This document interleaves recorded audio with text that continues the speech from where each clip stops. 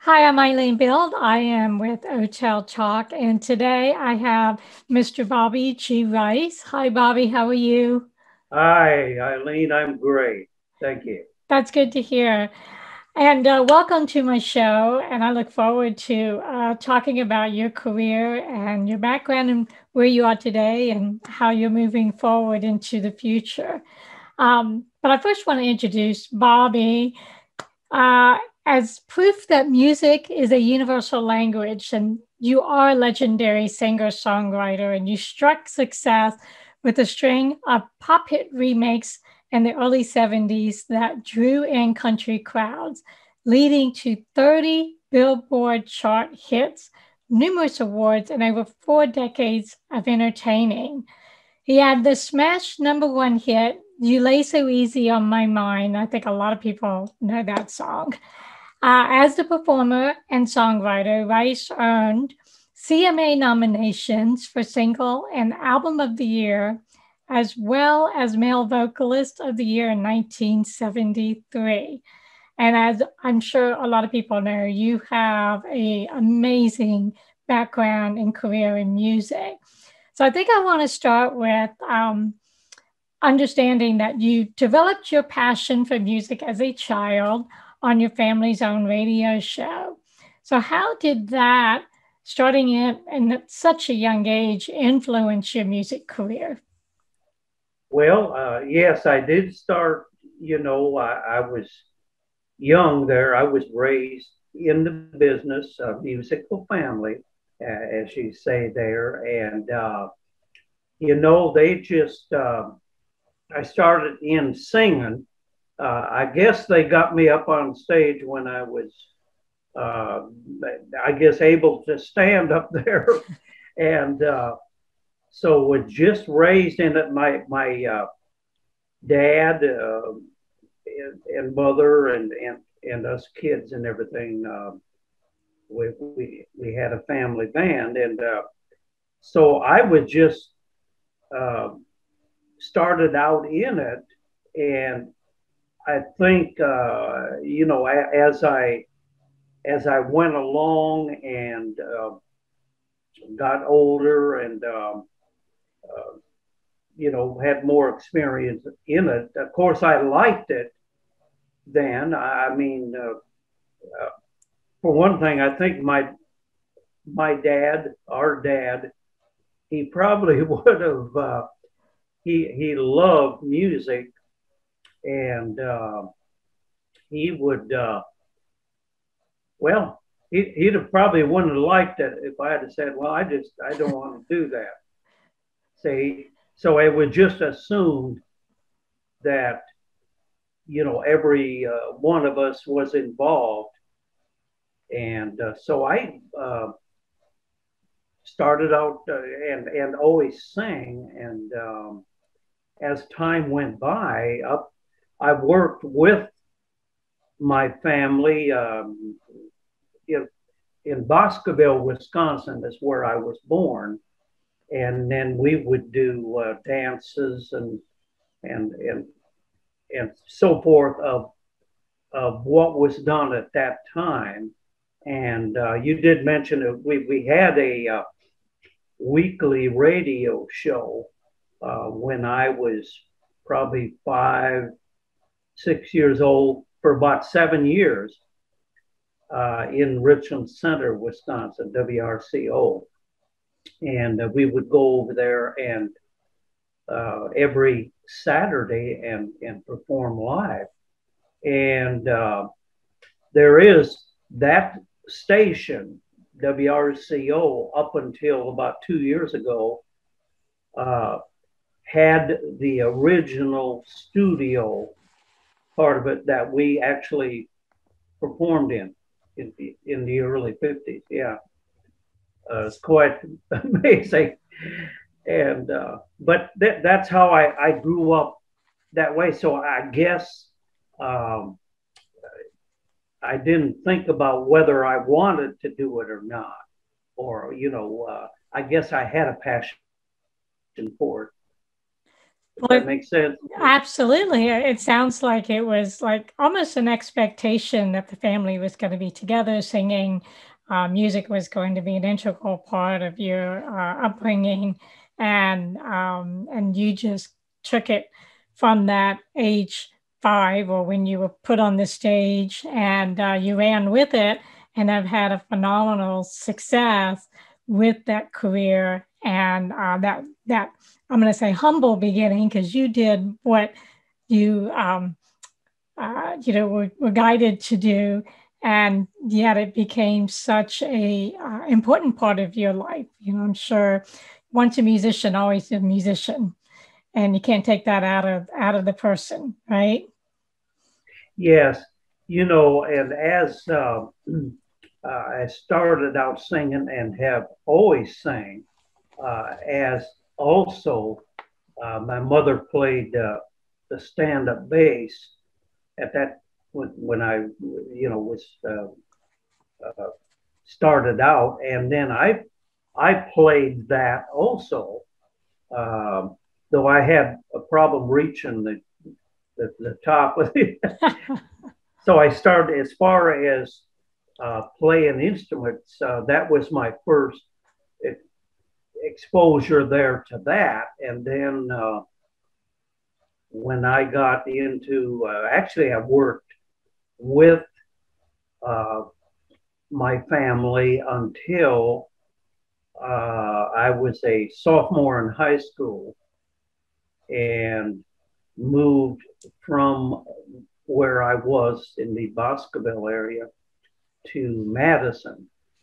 And then besides singing, I started playing the electric bass, and then started playing guitar, acoustic, and then actually my senior year there and right out of high school, I started playing steel guitar. Oh, wow. That's my main instrument, I call it, uh, and really loved that, and yeah, and so had some great experiences.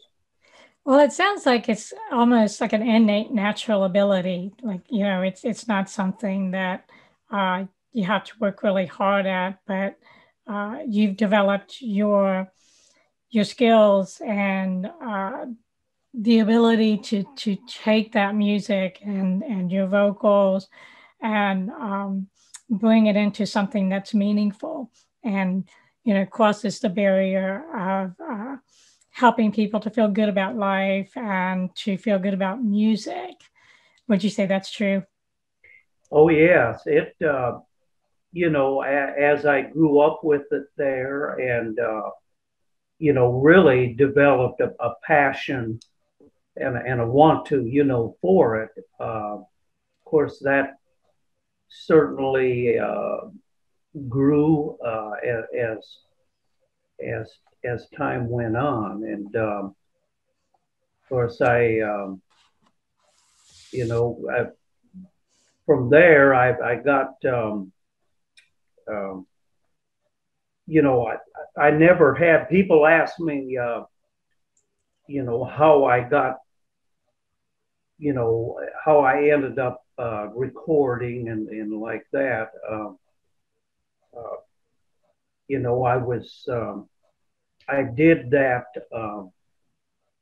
in about I played locally in out of Madison uh, till well 70 was when my recording career started. How that happened is I never prior to when I was living there in Madison and playing and singing, doing music locally. I was content actually at that time, but I was a couple of people. I started going to Nashville to the DJ convention, is what it was called. It was like now is when the CMA awards, and in the fall, you know, and I started going down here where I'm at now, and getting a taste of the artists, seeing them, and that kind of thing, and then that uh, I started from that going there in about 68, 69. I started. I was going to record a session down here. Okay, there's a guy local guy there that suggested I go and record some songs down here. So I was gonna do that. I had it set up to do 4 songs, and then I was steered in a different approach to that, which I feel has had made a difference on really whether I was to have a career or not, or in recording. I didn't do that the session with the people that I was gonna do. They were gonna do. They was gonna have me cut 4 songs, and they would just pick those songs and so forth. And finding out later that most likely wouldn't have been a good move. So a guy in my band told the program director at WMAD radio in Madison what I was doing. So he called me and he said, "Hey, I think I got a better way. I'm writing with a guy in Milwaukee, Charlie Field, and we've been going to Nashville and having some success. And why don't we write together?" So so I didn't do what I was going to do and went that direction, started writing with them. We started coming to Nashville and cutting at Starday Studio, doing demos of our songs that we wrote. And that's how I got in that direction. And then in 70, okay, 69 going into 70, we decided that I would do a master session, as it's called, and to try to find a label, to see if I could get on a label to potentially have a recording success. And so we ended up on Royal American Records, which was a hot independent at that time. They were having #1 Billboard and so forth. Capitol Records wanted to would have signed me or put out the song that was released. And let me back up here just a little bit. I know what we had coming down to Nashville to do the master session of 4 songs, to pitch those to a label. We heard Sugar Shack by Jimmy Gilmore and the Fireballs. That was in the rock field. And so we decided to take out one of the songs we were doing, and my writing partner, Donald Risser, said, "Hey, let's do this one." So we bought the record. When I down here and learned it, and it was Sugar Shack. And so that one ended up going 32 in Billboard. Oh, wow. My first attempt, and I was signed there. And then that started my recording career in 70. Well, it sounds like It's one of those moments where back when you were going to go one direction, but somebody came in and said, you know what, let's take you in another direction. And those are those pivotal moments in life that are kind of, I think, like nuggets that are thrown our way, and we have opportunities to step into that path that I'd like to say we're meant to be on. And I'm glad that you paid attention to whatever that intuition might have been in you to go with the other person that ultimately has helped you in creating the career that you've had. Yeah, well, I think, and that I think uh, things happen like that. Um, I was gonna go, and it was meant to be because Exactly. people cross our life. We come across people and situations. I think you know determines on the people that you're around and working with. Let's say um, to determine, you know, whether you might have a career or not. But yeah, Well, it was meant to be. it was meant to I, be, yeah. Because my next question is, you placed many songs on the Billboard's top 10 chart. And so as each one, and you mentioned, you were 32 when you first went out, and I think that's awesome to get your first one at that level. Um, so as each one hit the top 10, what went through your mind? How did you decide how to move forward to create more top tens and number one hits?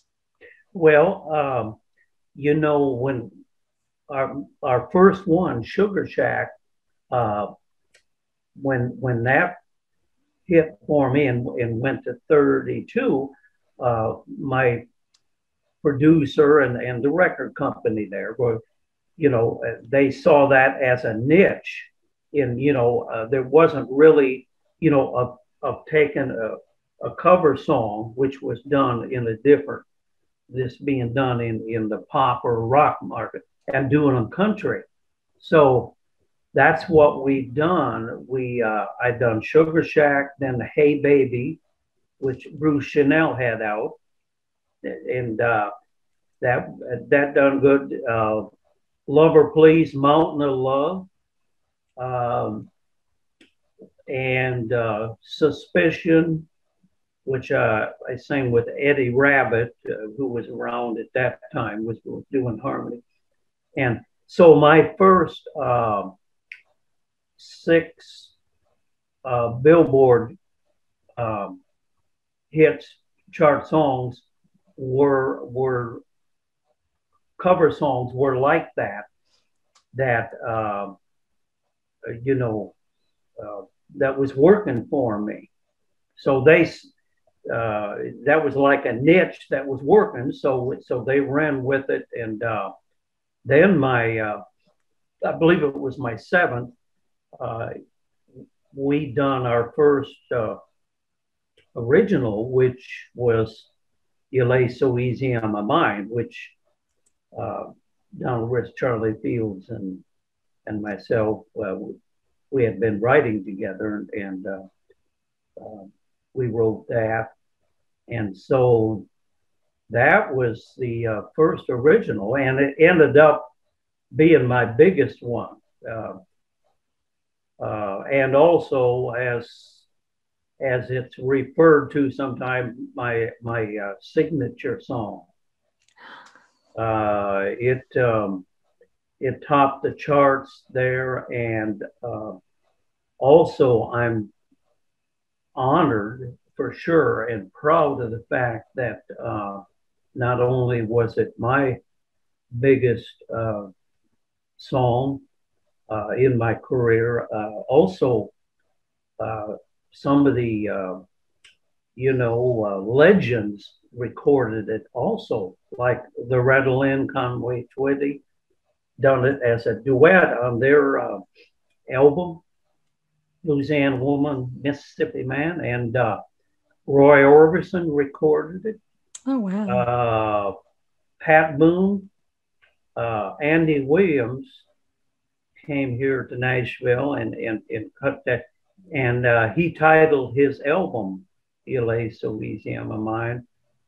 Uh, it was done by David Houston, Kitty Wells, uh, just a lot of the artists. So it sounds like, for each top 10 chart hit that you acquired and was successful at, it was a motivating factor to keep going and creating um, even better songs that then other people also recorded. So that must have been a great honor and inspiring to feel that your career is, like you said earlier, it's meant to be for you. So I would think there wasn't any fear of, am I going to have another hit? It was more of, let's make more hits. And there was a underlying feeling of, you know, uh, I can do this. There's no question in my mind. Yeah, so, well, I think I was certainly honored, like any, as a songwriter, as writing, uh, lay so easy on my mind, co-writing it. Um, yeah, it's an honor, to have uh, other artists record it, and especially, the legends like that. Yeah, it was a great honor and is a great honor. And yeah, it gives you, I guess, uh, your confidence uh, level there. Yeah, it's great. It's great. It's a great feeling, you So, know. yeah. So, we can talk about successes, but most people along the way of success, there are tough times and some struggles. So I'd like to know, um, were there any tough times for you where maybe some life lessons came through, or that perhaps helped you to make any shifts in your progress to keep moving forward for the success that you have achieved? Well, as anybody that's in the music business, there can be ups and downs, certainly, in it, and challenging. I would say, when my recording career started there, and we, my wife Alice and I moved down here actually in '71, and I was pretty fortunate uh, to, as far as being out there, to start having successful songs uh, to radio and so forth. And now, uh, when I did show dates, uh, I chose to, like some artists, are not comfortable without their own band. Mm. Okay, so I, different times in my career, I've had my own band and done shows as with my band, but a lot of times also I done shows where the band was provided, and I'm comfortable that way. And there's artists that aren't, you know. So that allowed me to be able to fly to the shows, fly back. That allowed me to be home more than some, you see, where you're out for weeks and weeks, you know. Right. And but it, when my career first started, it took a while, even as to get um, in a situation where you know things were going along, financially and stuff. Yeah, but there is ups and downs, certainly. Absolutely. And you never gave up. You just kept pushing forward, right? Yeah, you gotta, uh, you just, and there again, in I'm thankful, very thankful that it didn't happen for me like a lot of the artists, like they'll come here, they'll pursue a possible career here, and so forth, where uh, it don't happen right away, and it takes some years to be able to get that right opportunity and for things to happen. And yes, you've got to have, for anyone, you have to really want it. You have to be persistent. No matter what, don't let anything stop you and just keep plugging away. I was very fortunate that my first attempt worked out, and where I was signed, and actually with Sugar Jack started a career. I didn't have it didn't work like it does for a lot of them. Well, in your case, it sounds like you were in the right place at the right time. The Yes, timing was just right. yeah, it definitely was. Yes, And that is very fortunate. And I think it probably made it a little bit easier for you in building upon that for your career. Because I think if people are disappointed and they struggle and they push and they try and they give up too soon, um, it can delay the potential of them being successful in the way they want to be. And I'm sure you've seen that in the music industry. yes. So, is there anything that you can share for those who might be watching this and wanting to take themselves to a next level or another level in the music industry, and they may be struggling? What advice or what words of wisdom do you think could be helpful for them? Well, it sometimes it's hard to, uh, I guess, to be able to share with people. Of course, everyone's experience is sort of different, but uh, you know, I, I I really think it makes a difference. Of course, number one, you got to keep moving forward, and you got to be persistent. But I think it really makes a difference on you surround yourself with. Um,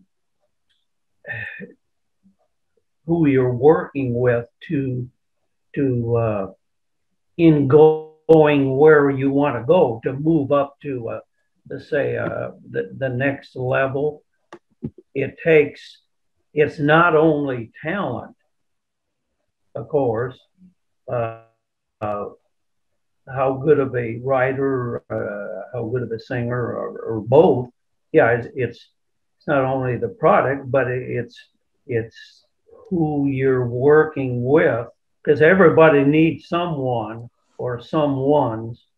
Yeah, to I, I certainly think it comes down to finding that right combination of people that you're working with to carry you, to take you to that uh, next step having success as a writer and or singer, both. Yeah, it So once that it once it does, once you have success, you have something going, then of course it makes it easier. People want to. A lot of times it's hard to get people to pay attention and want to do something. But when you do get something going, then that attracts people want to be a part of that. so it's yeah, well, absolutely. And it sounds like as the individual who's looking to pursue that career and move up in the different stages and levels, if something feels right, keep going in that direction. If it doesn't feel right, to give yourself permission to redirect and to let go of those that may not be in your best interest. Yeah, yeah, that's right. I guess your gut feeling, or you have a sense about you. If it don't feel right, then maybe you're with the wrong people, or uh, your instinct there. But yeah, it's an interesting business. Um, it's just people. Um, some people are, I guess, well, like myself, as far as not is. I didn't have to, let's say, knock on doors down here. For some people come and they want to be here because uh, it's better to be around and to be able to mix and get to know the people. A lot of it's if you can be here, if you're pursuing a career and be around, but some of it had a hard time making, being able to sustain themselves. Yeah, to be able to keep going and keep plugging away. Absolutely. So I want to ask you, I'm sure you've had some memorable experiences that you still cherish today. Is there one that stands out in your mind that is just you look back and you're like, wow, that was just amazing? Well, yes, one that comes to mind here, and especially was one of the highlights of my career, was the first time I worked at the Grand Ole Opry, which was in the end of July in '71. And yeah, it was, I had out Mountain of Love at that time. And that was at the Ryman Auditorium. And I remember I was on Roy Acuff's uh, segment, his part of the Opry. And I remember him saying, "Now here's a young boy." They don't say that now. Oh, no, they don't. No, they don't. Yeah, that was uh, what a nostalgia. What a honor to work the Opry. Uh, there's so much there, and the the artists, the legends, the people that have worked it, and so forth. Yeah, it was really an honor to do that. That's great. So, do you have a favorite motto that you like to share with people? Oh boy. Well, uh, certainly I think, and I try to live my life that way, is focus on the positive. Uh, you can find negative, uh, but you know, and that, of course, it's not nothing original, but to think and pursue things in a positive way, um, things tend to well, let's say, gravitate that in the positive way if your thoughts are, if you're thinking positive. Now, if you think negative, it can work the up, you know, that can cause things to be negative for you, I think. Yeah.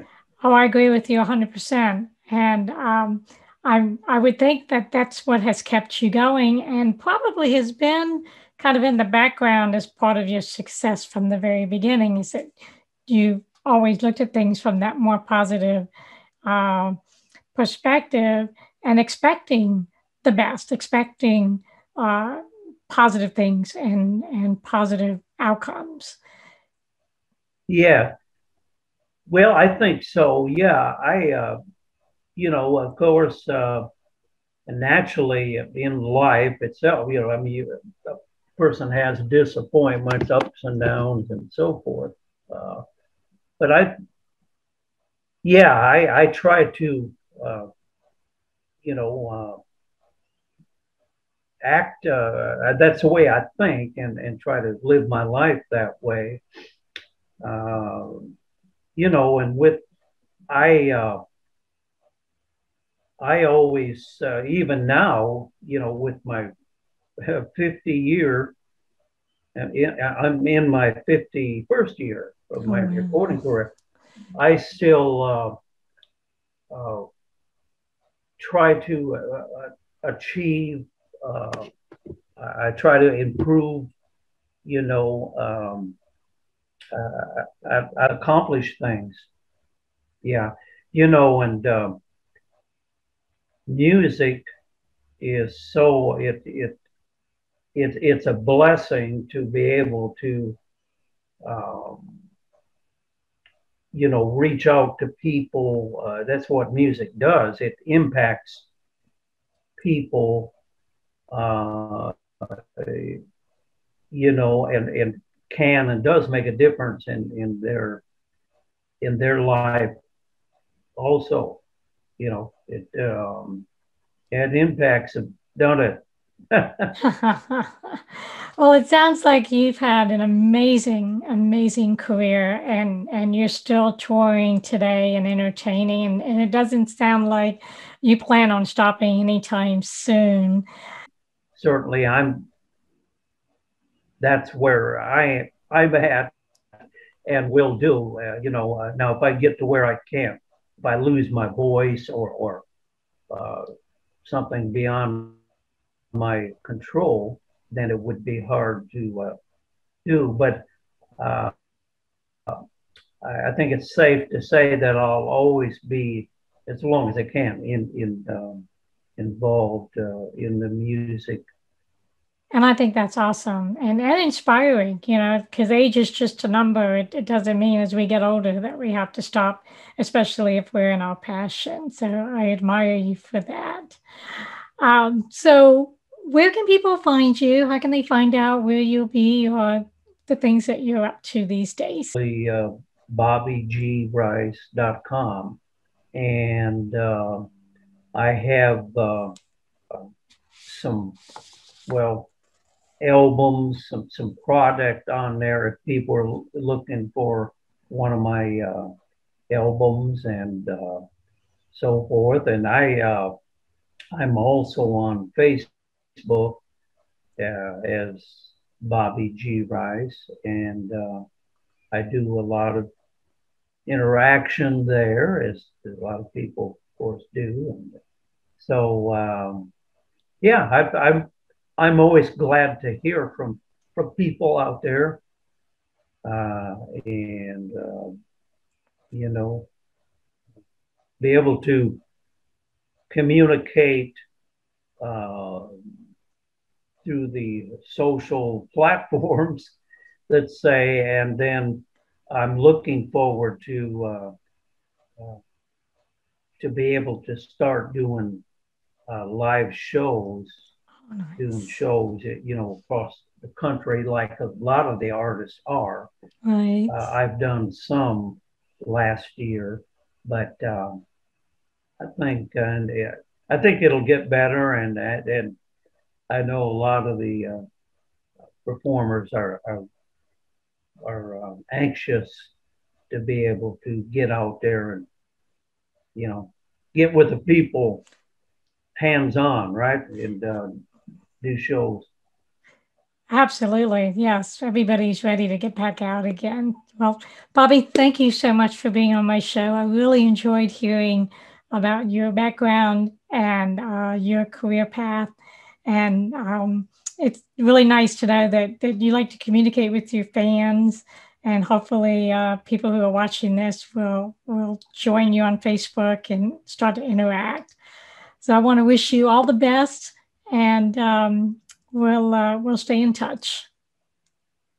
Well, thank you, Eileen. Yeah, it was a pleasure to be on here with you and talk with you. And yeah, I enjoyed it very much and appreciate maybe we can meet here sometime and Oh, that would be meet you great. personally. That Yeah. would be awesome. I'll take you up on that offer for sure. All right. Well, I thank you for having me on your show. You're welcome, and we will speak again soon. Okay. Thank you. You're welcome.